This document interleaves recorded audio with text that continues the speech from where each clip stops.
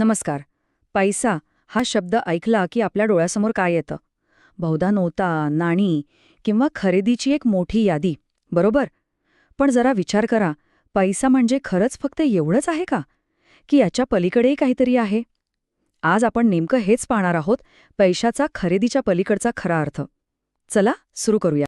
हे बघा, आपण सगळेच जण पैसा कमवतो, पण तो फक्त खर्च करण्यासाठी नाही. हे वाक्य ना आपल्याला खरंच विचार करायला लावतं. म्हणजे जर पैसा फक्त वस्तू विकत घेण्यासाठी नाहीये, तर मग तो आहे कशासाठी? चला, याच प्रश्नाचं उत्तर आज आपण शोधूया. ठीक आहे. तर कुठल्याही गोष्टीच्या खोलात जाण्याआधी ती वरवर कशी दिसते हे पाहणं महत्वाचं असतं, नाही का? तर मग सगळ्यात आधी आपण हे बघूया की सर्वसाधारणपणे पैसा म्हणजे काय असं आपण समजतो. तर पैसा म्हणजे काय? तर ते एक साधन आहे. एक असं साधन जे आपल्या गरजा भागवतं आणि आपलं आयुष्य सोपं करतं. ही झाली त्याची अगदी साधी, सरळ ओळख. पण थांबा, ही ओळख पूर्ण नाहीये, ती अपूर्ण आहे. आणि इथेच येतो सगळ्यात महत्वाचा प्रश्न. खरेदी करणं सोडून पैसा आपल्या आयुष्यात अजून नक्की काय काय करतो?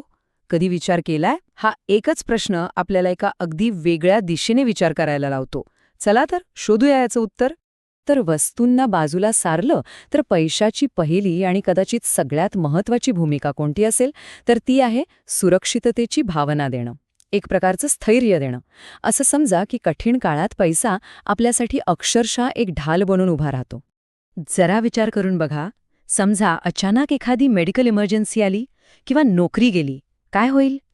अशा वेळेला पैसा आपल्याला कोणासमोर हात पसरण्यापासून वाचवतो. तो फक्त आपल्याला पैशाचा आधार देत नाही, तर एक मानसिक शांतता देतो, एक विश्वास देतो की ठीक आहे, मी हे सांभाळून घेऊ शकेन. आणि खरं सांगायचं तर हेच खरं स्वातंत्र्य आहे, नाही का? बरं, एकदा काही सुरक्षितेची भावना आली की मग आपलं मन फक्त टिकून राहण्याचा विचार करत नाही. मग आपण विचार करतो प्रगतीचा, पुढे जाण्याचा. आणि बरोबर इथेच पैशाची दुसरी भूमिका सुरू होते. ती म्हणजे विकासाचं आणि सामर्थ्याचं एक साधन बनण्याची. जेव्हा डोक्यावर आर्थिक चिंता नसते ना, तेव्हा आत्मविश्वास आपोआप वाढतो. आपण चांगल्या शिक्षणासाठी पैसे खर्च करू शकतो, एखादा नवीन कोर्स शिकू शकतो. आणि इतकंच नाही, आपली स्वप्न, मग ते स्वतःचा बिझनेस सुरू करणं असो किंवा जग फिरायला जाणं असो, ही स्वप्न पूर्ण करण्यासाठी पैसा एका शिडीसारखा काम करतो.